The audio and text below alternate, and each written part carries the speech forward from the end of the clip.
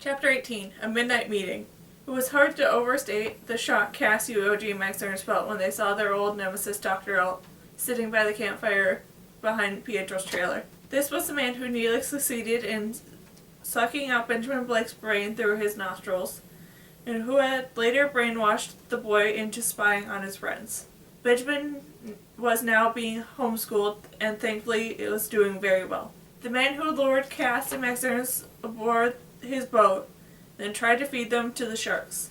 The man who helped Miss Mavis build a secret chocolate plantation on the backs of slave children. The man that last seen dressed as a Renaissance quarter casually orchestrating a lopsided duel between Yoyogi and the deadly Lord Pharaoh. He was one of the leaders of the Midnight Sun, their sworn enemy.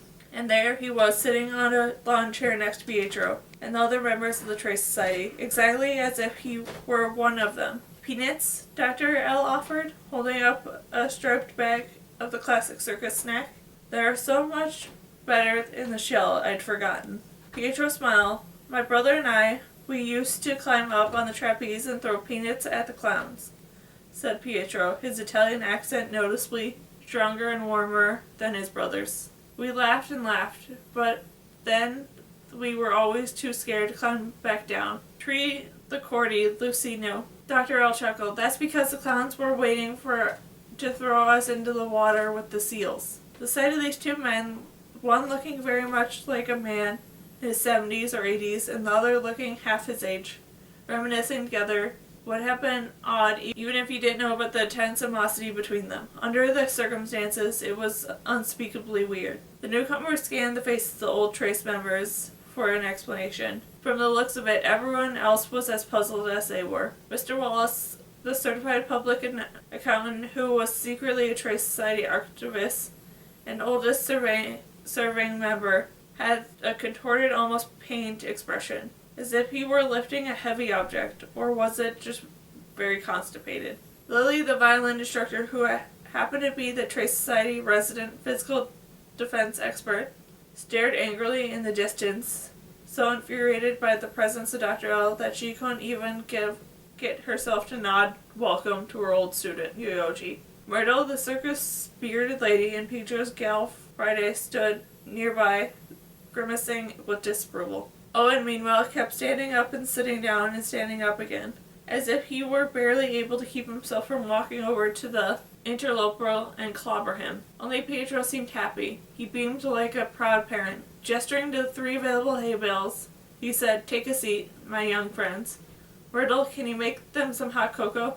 Muttering to herself, Myrtle disappeared into the camper. Dr. L glanced around the circle. "This is all of you? You were stronger in my imagination. I fear my visit here may be in vain." Owen stood up again, his face red and his fists curled. "We are as strong as we need to be, strong enough to crush you." Owen, the actor, am I right? Dr. L inquired. "You certainly have a flair for the dramatic." "I also have a flair for slugging people in the eye." Pietro motioned for Owen to sit. "Please, my brother. He has come to us at his own free will, at great risk to himself. We should listen to what he has to say." "With all due respect, Pietro, are you blind by love?" said Miss Wallace. "What can this man possibly have to say to us?" "Lies and more lies," Lily spit out. "That's what." She swatted the ground with a violin bow. As the rest of them knew, the bow was secretly a sword. Lily appeared to be on the verge of using it on Dr. L. "Anyone else care to share their feelings?" asked Dr. L politely. Nobody said anything. Their silence was eloquent enough. "Very well," he smiled thinly. "As you all know, I am not a sentimental man. I do not shudder to see a baby bird taken from its nest. I do not flinch at the sight of blood. On the contrary, you take great pleasure in it," said Lily through gritted teeth. "No pleasure, merely interest. I am a scientist, but I am still a man, and somewhere inside. You are a little boy inside, and that is what you are, fratello mio," said Pietro, his old voice trembling with emotion. The little boy whose childhood was stolen from him by a despicable woman, Miss Mavis. Lily swatted at the ground with her bow again, her rage reaching a boiling point. "His childhood? What about all the childhoods he stole?" Dr. L shrugged. Perhaps I am still that boy, or perhaps I was born old. Either way, I have discovered that even I have limits. No longer will I condone the unnecessary loss of life. Tell us why you are here, said Pietro gently. Well, this is an appropriate location because I have to say concerns a ghost, said Dr. L, his eyes blazing in the firelight. A ghost of a Swiss doctor who had lived 500 years ago. The greatest alchemist of his time, perhaps of all time. You mean the rottenest alchemist, said Max Ernest, taking a cup of hot cocoa from Myrtle, who had just returned. He sipped greedily. The taste of the chocolate gave him the courage to address Dr. L without fear. You're talking about the founder of the Midnight Sun, Lord Pharaoh. That is his name he gives himself, yes. He has more than a touch of grandiosity. We know all about him, just ask him, said Cass, taking her cup. And tell him to give me back my monocle. I don't think he cares much about the monocle now. You have something he considers much more precious, another brand of gold. This one going back to ancient Egypt. I don't know what you're talking about, said Cass coldly, doing her best to not call attention to the band of gold hanging around the chain under her shirt. It's okay, said Pietro. He knows you have it. Don't forget Lord Pharaoh was alive when the jester left it for you. Cassandra, said Dr. L, the Ring of Thoth is the one reason he has traveled to the present. The Ring of Thoth, Cass thought, so that's what it's called. But what's its power? Why are you telling us this? Asked Owen suspiciously. To warn you, Dr. L looked at Cass. As long as you have the Ring of Thoth, you're in danger. Lord Pharaoh will stop at nothing to get what he wants. Like Miss Mavis sending a girl from my school to ask me for it, I think I can handle that. Next time, I'll wager he'll come himself, said Dr. L. Does this have anything to do with missing Mummy? Asked Yuoji. Dr. L shook his head. I am just as in the dark as you are about that. But if Cass gives me the ring, I disarray the Midnight Sun will have with them a little pickle you're in with the museum. My organization has been known to have some influence. We don't want your help, said Cass, her eyes flashing. Max Ernest, uncharacteristically quiet, studied Dr. L in the readings about the card games. Max Ernest had read about tells, those little nervous habits that tell us when someone's bluffing. My tell, in case you're wondering, is the slight twitch in my right eye, but I know better than to let anyone see it. Hence my propensity for dark sunglasses. Of course, even if I were to take off my sunglasses, you wouldn't be able to tell whether I was telling the truth or my tell. If my eye didn't twitch, it might mean that I was telling the truth. Then again, it might mean that I was telling a lie. And a tell was something else. Whether a flaring nostril or a tapping foot, yet if my eye twitched, it would be even more confusing. He didn't know Dr. L well enough to know what his tell was. Nevertheless, Max Ernest couldn't help noticing the way the otherwise perfectly composed man was fidgeting with his gloved hands. As Max Ernest watched, a small red stain developed in Dr. L's left glove. Blood. Think about it, Dr. L urged. If Lord Pharaoh gets what he wants, you won't have to worry about the mummy again. If not, I fear the mummy will be the least of your worries. You sound pretty sure about this, Yuoji interjected. Are you sure you don't know where the mummy is? I'm afraid not. Then Max Ernest noticed something truly telling. The glove's fingers above the bloodstain was flipping loose. In a flash, Max Ernest knew why. What happened to your hand? He asked, staring Dr. L in the eye. Oh, nothing. A little accident, said Dr. L lightly. Can we see? Whatever for. You know how we, the Midnight Sun, are about showing our hands. They aren't our best feature. So then you'll admit you're still a member, said Cass. I admit nothing. Fine, but you say you're here to help us, right? Observed Max Ernest. If you want us to believe you, you should show us your hand as a gesture of good faith.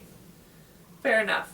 Dr. L started to pull the glove off his right hand. No, your left hand, of course. Dr. L pulled off his left glove and held his hand for inspection. It was gnarled and veiny and showed all the signs of age that were absent from his smooth and handsome face. Worn pale from the lack of sun, his skin was spotty, scabby, scattered, and yellowed fingernails were cracked and crooked. It was as though his hand had aged 10 years for everyone that Dr. L had lived, and it looked so old that it could almost have been the hand of a mummy. Most alarming of all, Dr. L's index finger was missing, a bloody bandage in its place. "It's just what I thought. He's lying," exclaimed Max Ernst, spluttering out a mouthful of hot cocoa in his excitement. "Lord Pharaoh has the mummy." "Why do you say that?" asked Miss Wallace, staring like everyone else at Dr. L's hand. "Because he used Dr. L's finger to replace the one he broke off," said Cass, catching on. "That's why nobody else was on the video," said Max Ernst. "If a ghost went in to get the mummy, it wouldn't look like anyone else was there. How about that?" "And then Lord Pharaoh just walked out holding the mummy," said Yoyoji, putting it together. "Like this, so it looked as though the mummy was walking. He demonstrated holding up his hand as if he were grabbing the mummy's shoulder." Pietro's face went cold. "Lucendo, is this true?" "There's no denying it," said Dr. L. "It was my bad luck that my finger was the closest in size to the mummy's missing finger. Sadly for Lord Pharaoh, it didn't quite take, and I fear he will have to find the original." "Get out of here," said Pietro, all traces of joy drained from his eyes. "You have lied to me for the last time." "That's as you wish," said Dr. L, standing, but let me say this. If I lied for a reason, if Cass knew Lord Pharaoh had the mummy, she never gave me the ring, even if it was the best thing for her, for all of you." Cass nodded. Dr. L was definitely right about that. Not that she would have given the ring in any case. "Everything else I said was true," said Dr. L. "I came here of my own accord to spare you from, if you could see now, that was naive. When Lord Pharaoh gets his hand on the Ring of Thoth, mark my words, he will get his hands on it. He will be unstoppable. You have no idea what you're up against." "We'll take our chances," said Owen. "You see, Lord Pharaoh believes he really is a pharaoh, and therefore, like a pharaoh, he should be a god on earth." Dr. L continued somberly. "The Ring of Thoth is a key. If he reunites it with the mummy, and the secret will be revealed." Cass fastened, and she felt the ring buzz against her chest as she tried to ignore it. "After Lord Pharaoh learns the secret, he will be immortal and all-powerful. He will claim anybody he desires as his own, whether the mummies or one of ours. And he will walk the earth in our clothes like a living god, and the whole world will do his bidding." As Dr. L pronounced these words, a breeze suddenly passed over him, and the flames of the campfire briefly flickered out, much as if they'd been squashed by a ghost, and the group momentarily fell silent. Everyone stared nervously into the darkness, but if Lord Pharaoh was there, he showed no further sign. "As I see it, you have two options," said Dr. L, looking at Cass. "You can give me the ring now, and hope that Lord Pharaoh forgets about you." "Never," said Cass. "Or you can try and beat him at his own game." "You mean put the ring on the mummies before he does?" asked Yoji incredulously. "That's right. If you restore the mummy's finger, and you put the ring on him, then you, not Lord Pharaoh, will learn the secret. But, as we established earlier, Lord Pharaoh has the mummy, not us," said Max Ernst. "We don't have the finger, and even if we did, how would we put it back on?" At the risk of repeating a cliché, I didn't say it would be easy. Dr. L turned to his brother, Pedro. "A parting gift." Before Pietro could protest, Dr. L handed him a small glass of vial, which looked like a drop of oil and a dry flower petal at the bottom. Mandalone rose, read the old faded label on the side. A label was charred around the edges, and the vial had survived a fire. That little bottle is all that remains of our symphony of smells. Guard it well," said Dr. L softly. "Arrivederci, ficello mio." With the parting words, Dr. L bowed curtly to the assembled members of the Trace Society and walked out to the night. As the grief-stricken Pietro opened the vial from the Symphony of Smells, he inhaled the scent. The other adult Trace members argued about the best to respond to what Dr. L told them. What part was true? What part was a lie? Could Dr. L be trusted at all? The three younger members, meanwhile, stared into the fire, contemplating the days ahead. Each was thinking the same thing. If they had a little choice to follow Dr. L's advice, Pietro might not insist that they go and search for the foolhardily and dangerous adventure. He might not even allow it, but for them the mission was clear if they had been written on a chalkboard. 1. Retrieve the mummy's finger. 2. Put the finger back on the mummy. 3. Put the ring back on the finger. 4. Learn the secret. And 5. Pray that they weren't falling into a trap.